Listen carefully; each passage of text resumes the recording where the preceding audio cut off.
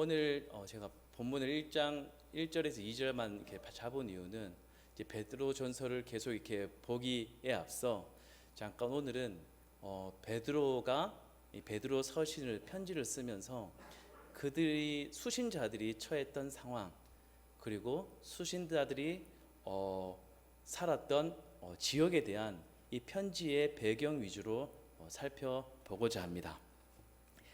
사도 베드로는 이 복음을 향한 자신의 마지막 사역지가 될 로마에서 소아시아 지역의 그리스도인들을 생각하며 편지를 기록하였습니다. 베드로가 이 로마에서 소아시아의 그리스도인들에게 편지를 쓸 당시는 바울이 네로 황제에 의해서 이미 순교한 상태였습니다. 하지만 네로의 로마시에 사는 그리스도인에 대한 박해는 아직 본격화되기 전인 약 62년에서 64년 사이로 여겨집니다. 결국 베드로는 이 베드로서를 기록한 후 몇 년 지나지 않아 로마에 사는 그리스도인들에 대한 네로 황제의 폭정과 박해에 의해서 십자가에 거꾸로 매달려 순교한 것으로 전해집니다. 이처럼 베드로는 로마에서 복음을 전하면서 그리스도인들을 향한 비난과 핍박 그리고 박해가 점점 커져가던 시기에 이 소아시아의 교회들에게 편지를 보냈던 것입니다. 그럼 오늘 본문을 통해서 베드로의 편지를 받게 될 그리스도인들이 살았던 이 소아시아는 어떠한 지역이었고 그들은 어떤 상황에 처해 있었는지 이 본문을 통해서 좀 더 자세히 살펴보도록 하겠습니다. 오늘 본문 1절을 보시면 베드로가 서신을 보냈던 지역이 본도, 갈라디아, 갑바도기아, 아시아 그리고 비두니아라는 것을 알 수 있습니다. 이 지역은 오늘날 소아시아라고 불리며 대부분 터키에 포함되어 있습니다. 이 지역들은 신약 성경에서 종종 언급되는 곳으로 우리에게도 굉장히 친숙한 지역입니다. 사도 바울은 갈라디아에서 세 차례 복음을 전했으며 이 갈라디아 교회가 율법 준수 여부로 이렇게 심각한 갈등을 빚자 이 서신을 보내기도 합니다. 또한 사도행전을 기록한 누가는 오순절날 성령의 강림 사건 현장에 갑바도기아, 본도, 아시아에서 온 유대인들이 있었다고 증언하고 있습니다. 그리고 에게해 동쪽의 접경 지역에 있는 아시아는 사도 요한이 요한계시록에서 언급하고 있는 7 교회가 위치한 곳이기도 합니다. 이처럼 지금 베드로가 편지를 보내고 있는 곳은 그 당시 이미 그리스 로마 문화가 널리 퍼져 있었으며 로마 제국에 포함되어 로마의 행정력 아래 유지되고 있었던 곳입니다. 이런 곳에 복음이 널리 전해졌고 그리스도인으로 회심한 많은 이방인들이 있었습니다. 따라서 베드로는 로마 사회에서 그리스 로마 문화에 젖어 살다가 복음을 듣고 회심하여 이제는 거룩하신 하나님께 속한 자로 살아가는 그리스도인들에게 지금 편지를 쓰고 있는 것입니다. 그들 대부분은 이 소아시아 지역에서 태어났고 자라다가 이 복음을 듣고 회심하였습니다. 그리고 그 이후에도 여전히 그들의 고향에서 살고 있는 그리스도인들이었습니다. 하지만 이 베드로는 부모의 고향에서 태어나서 이제는 그들의 고향이 된 이곳에서 살고 있는 이 수신자들을 향해서 나그네라는 표현을 사용합니다. 또한 2장 11절에서는 거류민이라는 표현을 사용하기도 합니다. 하지만 이렇게 뭔가 이상합니다. 왜냐하면 그곳에서 태어나서 자랐기 때문에 그곳이 고향인 사람들에게 베드로는 나그네, 거류민이라는 용어를 사용해서 그들을 표현하고 있기 때문입니다. 베드로가 사용한 이 나그네라는 용어의 의미는 잠시 머무는 여행자를 뜻합니다. 그리고 거류민은 잠시 거주하는 외국인을 의미하는 단어였습니다. 오늘날 우리는 이러한 단어를 생각하면 관광차, 우리나라에 잠시 머무르는 이 외국인 여행객을 생각할 수도 있고, 아니면 외국인 노동자나 아니면 파병되어 군 생활을 하고 있는 이 외국 군인을 생각할 수도 있습니다. 하지만 로마 당시 이 임시 거주 외국인, 이 표현은 일정한 세금은 로마에 내지만 매우 제한적인 정치적, 법적 권리만을 갖고 있는 자라는 단어였습니다. 더욱이 이렇게 여행자는 그러한 권리도 없고 따라서 보호도 받을 수 없는 그런 존재였습니다. 그래서 임시 거주 외국인이나 여행자들은 본토 주민들로부터 낯선 사람들로 여겨졌을 뿐만 아니라 항상 뭔가 의심의 눈초리를 받았습니다. 그리고 지역의 공동 이익에 대한 굉장히 큰 위협으로 간주되었고, 이로 인해서 그들은 일상적으로 모독의 대상이 되었습니다. 그리고 지속적인 차별을 받았고 때로는 마녀 사냥의 대상이 되기도 했습니다. 사도 베드로는 자신의 편지에서 이 나그네 취급받는 소아시아의 그리스도인들이 처해 있는 상황에 대해서 몇 가지로 묘사하고 있습니다. 본문 7절에서 1장 7절에서는 여러 가지 시련으로 슬픔에 빠져 있다. 그리고 부당한 고난을 당하고 있다. 선한 일을 행하다가 고난받는다. 그들의 주변 사람들은 그들과 같은 행동을 하지 않는다고 그들을 이상히 여기며 비방을 한다.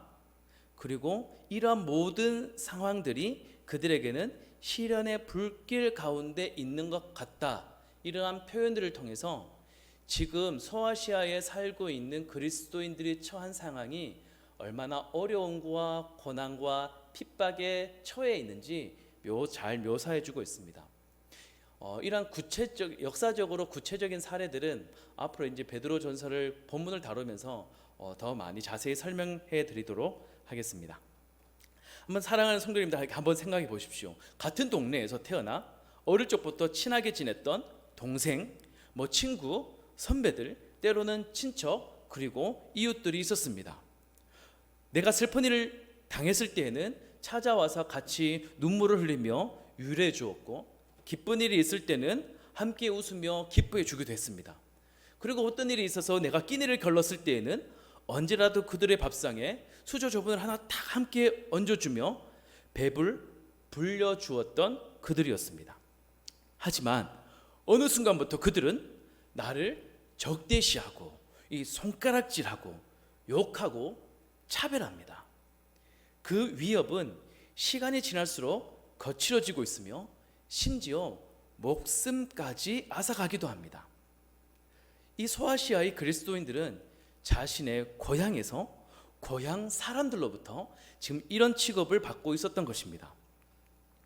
그렇다면 베드로가 자신의 고향에서 태어나서 여전히 그들의 고향에서 생활하고 있는 자들에게 낯선 자로서 위협으로 여겨져 차별과 모독을 받는 의미의 임시 거주 외국인이나 잠시 머무는 여행자라는 단어를 사용했던 이유는 무엇일까요?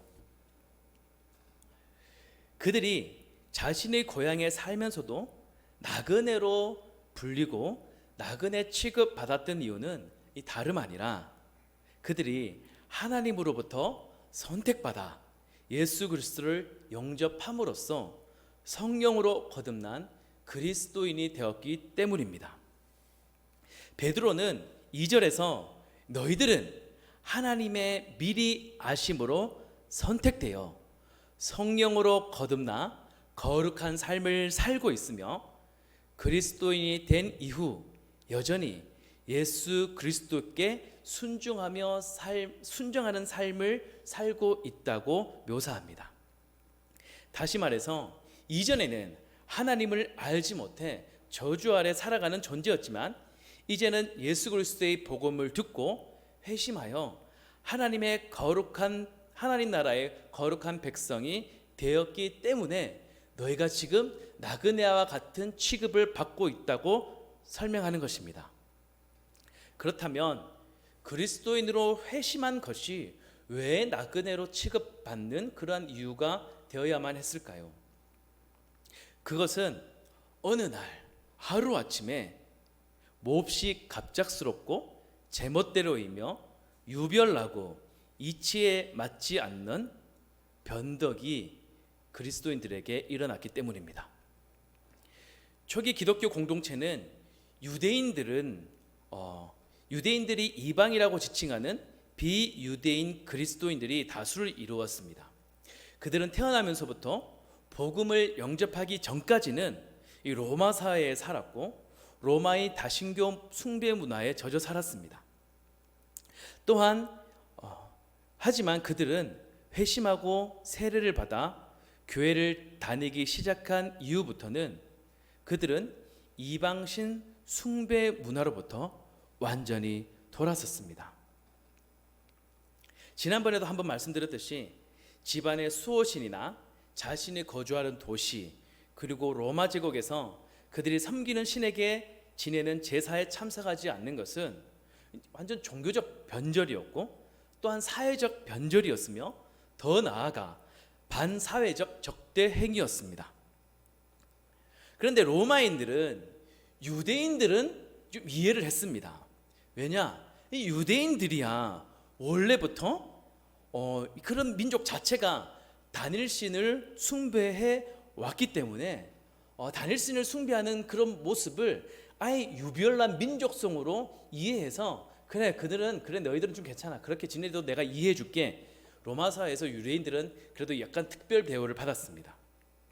하지만 그들과 같은 지역에서 태어났고 함께 자라면서 함께 이방의 신들에게 제사를 지내며 가정과 도시 그리고 국가의 안위를 위해서 기도하던 가족이나 이웃이 한순간 돌변했습니다. 그리고 오히려 그들은 그러한 모습이 하나님께서 가장 미워하시는 우상 숭배라고 하면서 가정과 도시 그리고 국가에서 시행하는 모든 제사에 대한 발걸음을 하루아침에 딱 끊었습니다. 이러한 회심한 그리스도인들의 모습이 그들의 가족이나 사회 구성원들에게는 이처럼 몹시 갑작스럽고 제멋대로이고 유별나고 이치에 맞지 않는 변덕으로 매우 낯설게 보였던 것입니다. 이처럼 어느 날 돌변한 그리스도인들의 낯선 행동으로 인하여 그들은 고향에서 살면서 고향 사람들에게 잠시 거주하는 외국인, 잠시 머무는 여행자라는 소리를 들으면서 차별과 모독을 당했으며 때로는 위협적이고 적대적인 자들로서 취급을 받았던 것입니다. 지금까지 베드로가 자신의 서신을 받아보기를 원했던 수신자들의 상황을 정리해보면 다음과 같습니다. 갈라디아와 갑바도기아 같은 소아시아 지역은 로마의 지배를 받고 있었으며 문화적으로 음란했습니다. 그리고 사회 종교적으로도 철저하게 이방신 숭배에 젖어 있었습니다. 그런 곳에 바울과 베드로 같은 사도들 그리고 유대교에서 회심한 그리스도인들에 의해서 복음이 전해졌습니다. 복음이 전해지자 하나님의 미리 아심을 통해 창세전에 선택되었던 이방인들이 예수 그리스도를 영접했고 성령으로 말미암아 거룩한 삶을 살기 위해서 이전에 행하던 이 성적인 음란한 행위들을 끊었고 그들의 공동체에서도 너무나 당연시했던 이방신들에 대한 행위에서 완전히 돌아섰습니다. 이러한 행동을 지켜보던 가족과 이웃들은 하루아침에 변한 그들의 낯선 행동을 보며 이제는 잠시 거주하는 외국인이나 잠시 머무는 여행자 취급하면서 조롱하고 모독하고 차별하고 위협을 가했던 것입니다. 이러한 여러 가지 고난으로 인해 슬픔에 빠진 소아시아의 그리스도인들에게 이 베드로는 선택받아 흩어진 나그네라고 표현합니다. 이 흩어진이라고 번역된 헬라어는 디아스포라입니다. 성도님들도 잘 아시듯이 구약적 맥락에서 이 디아스포라는 하나님을 저버린 이스라엘이 하나님의 징계를 받아서 북이스라엘이 아수르에 패했고, 그로 인해서 이방 땅으로 추방된 것을 시작으로 남유다 백성들이 바벨론의 포로가 되어서 약속의 땅을 잃고 세계 곳곳에 흩어져 사는 것을 의미합니다. 또한 신학적 맥락에서는 이 디아스포라는 이스라엘이 고국이지만 세계 곳곳에 흩어져 살면서 로마 시대의 공용어인 그리스어를 사용하며 살아가는 유대인들을 일컫습니다. 하지만 베드로는 이러한 의미에 지금은 흩어져 있지만 목자 되신 예수 그리스도께서 오시는 날 그분 앞에 모이게 될 성도들이라는 의미를 추가해서 사용합니다. 2장 25절에는 너희가 전에는 양과 같이 길을 잃었더니 이제는 너희 영혼의 목자와 감독 되신 이에게 돌아왔느니라고 표현합니다. 그리고 5장 4절에서는 그리하면 목자장이 나타나실 때에 시들지 아니하는 영광의 관을 얻으리라고 표현함으로써 이 베드로는 이 목자 되신 그리스도께서 이 흩어진 양무리를 모으실 거라고 분명히 강조하면서 밝히고 있는 것입니다. 다시 말해서 베드로가 사용한 흩어진 나그네라는 의미는 하늘의 본향에서 멀리 떨어진 이 땅에서 언젠가 하늘의 본향으로 모이게 될 그날을 소망하며 세상 곳곳에 흩어져 살아가는 그리스도인들을 의미하는 것입니다. 모든 길은 로마로 통한다는 말이 있습니다. 이 옥타비아누스가 로마 황제가 된 이후에 그는 로마의 공병대를 동원해서 로마군이 점령했던 지역과 이 로마를 잇는 도로를 정비하기 시작합니다. 이 3세기 말의 자료에 의하면 이 로마가 정비했던 도로의 길이가 무려 8만 5천여 킬로미터가 됩니다. 이것은 서울 서초구에서 부산 금정구까지 있는 416km의 경부 고속도로보다 무려 200여 배나 더 긴 거리입니다. 그림을 보시면 좀 더 잘 이해가 될 것 같습니다. 어쩌면 이렇게 좀 신경망처럼 이렇게 보이죠. 이게 사람의 신경망처럼 보이는 이 그림은 라파엘이라는 지리학자와 베네딕트 그리고 필립이라는 디자이너가 이 로마에서 제국의 곳곳까지 이뤄진 도로망만 이미지화 시킨 것입니다. 이 선의 굵기가 굵으면 굵을수록 자주 이용한 도로라고 합니다. 보시면 로마의 서쪽에는 스페인까지 이어지고요, 북쪽으로는 현재의 덴마크와 벨라루스, 그리고 동쪽으로는 터키에 이르기까지 당시 로마 제국 전체에 크고 작은 도로들이 촘촘하게 나 있는 것을 보실 수 있습니다. 로마 시민들은 로마 제국 어디에서 살든지 간에 이 도로를 통해서 황제가 살고 있는 로마까지 갈 수 있었습니다. 베드로는 어쩌면 어디서든 로마로 통하는 로마 제국의 길을 생각하며 흩어진 나그네라고 표현했던 것 같습니다. 왜냐하면 목자의 장 대신 예수 그리스도께서 오시는 날 이 땅 이곳 저곳에서 흩어져 살아가는 자신의 모든 양들을 예수 그리스도 앞으로 모으실 것이기 때문입니다. 결국 그리스도인들이 이 땅에서 흩어져 살면서 나그네와 같은 취급을 받고 산다 할지라도 그들은 정처 없이 떠도는 나그네가 아니라 하나님께서 왕이 되셔서 통치하시는 하나님 나라에 명확하게 소속되어 있으며 우리 구주 예수 그리스도께서 계시는 우리의 본향 하늘 나라라는 정확한 목적지가 있는 나그네인 것입니다.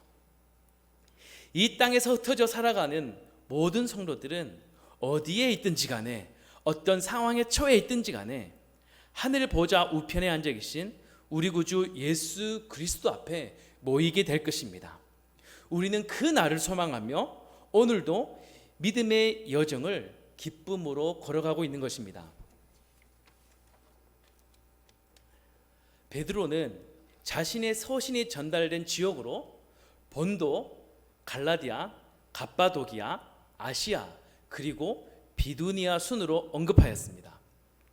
여러 신학자들은 이 순서가 베드로의 서신을 전달하던 자가 소아시아 지역에 흩어져 신앙생활을 하던 그리스도인들에게 서신을 전달했던 경로였을 것이라고 추정합니다. 아마 서신 전달자는 우측 상단에 있는 본도의 아미수스 항구에 도착해서 갈라디아 동부를 지나서 갑바도기아를 지나면서 그들에게 서신을 전달했을 것입니다. 이어서 골로새가 있는 아시아를 지나서 비두니아에 있는 칼케톤에 이르러 서신을 전달했고, 그 모든 서신을 서아시아 그리스도인들에게 전달한 이후에 배를 타고 로마로 돌아갔을 것입니다. 이렇게 소아시아 주요 도시에 베드로의 서신은 전달되었고, 또 그 서신은 다시 여러 부 복사되어서 소아시아 구석구석에 흩어져 있는 모든 그리스도인들에게 전해졌을 것입니다. 자신이 태어난 고향에서마저 이방인 취급받고 차별 대우를 받으며 고난 속에서 나그네처럼 지내야 했던 그들에게 베드로의 서신은 위로가 되었을 것입니다. 어제까지 가족이었으며 이웃이었던 자들로부터 온갖 학대와 모욕과 핍박을 받으며 나그네처럼 살아가던 그리스도인들에게 베드로는 다음과 같이 말하는 것입니다. 여러분들이 비록 나그네 취급받으며 고난 가운데 있지만 이것은 창세 전에 하나님께서 여러분을 선택하여 성령으로 거듭나게 하셔서 예수 그리스도를 영접하였기 때문입니다. 따라서 여러분들이 현재 처해 있는 고난은 결코 우연이 아닙니다. 여러분이 처한 상황은 하나님께서 이미 여러분들이 태어나기 전, 예수 그리스도를 영접하기 훨씬 이전, 이미 창세 전에 하나님의 계획과 의지, 그리고 하나님의 뜻에 따른 것으로 여러분들이 처한 고난, 여러분들이 느끼고 있는 슬픔과 아픔은 이미 오래전부터 하나님은 알고 계셨던 것입니다. 여러분들이 예수 그리스도를 믿고 그분을 따르는 삶으로 인한 고난과 아픔, 슬픔과 고통을 하나님은 알고 계십니다. 하지만 하나님은 여러분의 하나님에 대한 믿음과 신뢰를 통하여 결국 썩지 않고 죄로 인해서 더럽혀지지 않으며 세월이 지나도 쇠하지 않을 이 영원한 새하늘과 새 땅으로 여러분들을 인도하실 것입니다. 그러니 사랑하는 성도 여러분, 고난 가운데 구원으로 기뻐하며 산 소망이신 예수 그리스도를 굳게 붙들고 나그네의 삶에서 승리하십시오. 이렇게 서신을 통해서 위로와 격려를 전하고 있는 것입니다. 말씀을 마무리하겠습니다. 이 초기 기독교인들은 로마 제국으로부터 엄청난 박해를 받았습니다. 이 교회사는 64년 네로 황제로부터 311년 디오클레시아누스의 박해가 끝나기까지 10번의 큰 박해가 있었다고 알려줍니다. 그렇다고 해서 네로 황제가 어느 날 이게 갑자기 자신이 저지른 로마의 대화제 사건을 이 원인을 이렇게 돌릴 것을 자꾸 찾다가 잘됐다로 그리스도인들에게는 한번 지목하자 이렇게 해서 지목했던 것은 아닙니다. 왜냐하면 이미 이전부터 제국의 공권력에 의한 핍박은 아니었지만 로마 사회 전반에서 이미 로마 시민들에 의해서 혐오와 차별, 모독과 갖가지 위협이 그리스도인들에게 일상화되어 있었기 때문입니다. 이 베드로는 로마 제국에 의한 첫 번째 이 대박해를 얼마 앞두지 않은 이 시점에서 소아시아의 그리스도인들에게 다급하게 편지를 보냈던 것입니다. 사랑하는 성도 여러분, 우리 또한 소아시아의 어디쯤에 흩어져 살아가는 나그네 취급받고 있는 그리스도인은 아닌가 생각해 봅니다. 우리가 곳곳에 흩어져 살기에 문화를 지배하는 다수는 결코 되지 않습니다. 오히려 우리는 소수입니다. 우리 주변에 살아보면 오히려 예수 안 믿는 사람들이 더 많습니다. 그리고 요즘 이 코로나 상황에서 점점 세상 사람들은 그리스도인들에게 손가락질하고 교회를 손가락질하고